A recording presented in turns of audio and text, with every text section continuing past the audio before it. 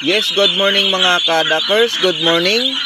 Bago po ang lahat, please subscribe to my YouTube channel, Dak33.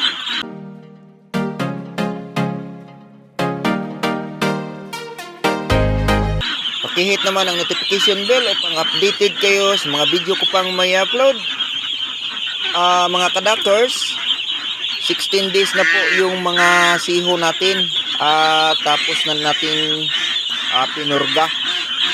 So, pinapainom lang muna natin ng tubig. Hindi pa muna natin pinapapakain kasi kapupurga pa nila.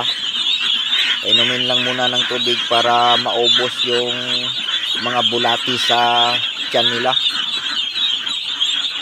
Pinurga ko na yan kagabi. Pero yung tubig na nilalagay natin sa ngayon ay may latigo 1,000 pa rin para ubos lahat ang kanilang bulati. At mamayang konti natin sila pakainin para mapalabas po nila ang kanilang mga bulati. So ganyan ang mga technique natin, kadakers. Maliban sa pagpurga natin kagabi ay may follow-up pa po tayong nilalagay sa tubig sa ngayon para maubos lahat ang kanilang bulati. So panahon na din na turuan natin sila ng paano kumain ng palay. So ganyan ang ating ginagawa para pagdating sa area hindi na sila magtataka, hindi na sila malito kung ano ang kanilang kakainin. So kung alam na nila yung palay, pagdating sa area, kakain na yan ng palay.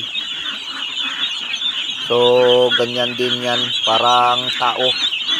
Kapag hindi natin kilala, hindi natin papansinin. So ganyan din ang mga alagang siho natin. Pag hindi nila kilala yung kanilang kakainin, hindi nila yan papansinin, hindi nila kakainin yan. Pero kung kilala na nila, pagdating doon sa area, kainin kaagad nila kasi kilala na nila yung kakainin nila at alam na nila. Shout out pala kay Sir Aldrin Cosaris sa kanyang patuloy na pagsubaybay sa ating YouTube channel. At kay Ma'am Rosalie Butihin dyan sa Saudi Arabia, ingat po kayong lahat dyan. Sa lahat po na mga viewers ko po na hindi pa nakapag-subscribe, paki-subscribe naman po. At paki-like na lang ang ating video at paki-share naman po para marami pa pong makaalam kung paano mag-alaga ng itik. So mga kadakers, nilalagyan na natin ng sako yan para dyan natin ilagay ang palay para alam na nila. At hindi po tayo naglagay ng kahit ano-anong pagkainan para hindi nila hanapin pagdating doon sa area. Kasi yung sako parang lupa na yan.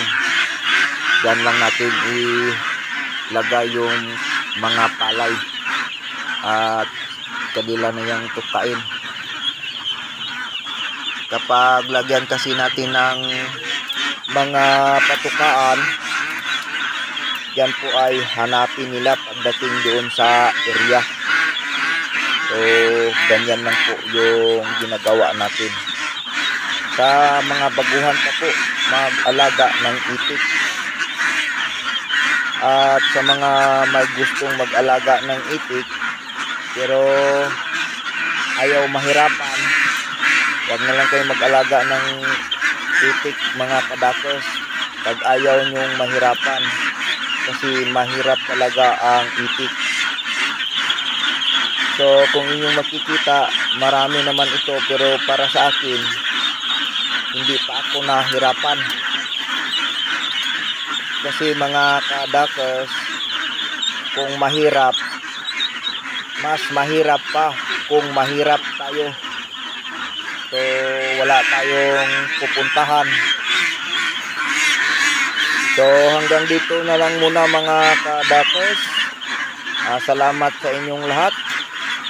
Sana nasa mabuting kalagayan kayo sa bawat araw. Thank you very much. Thank you for watching. See you next vlog.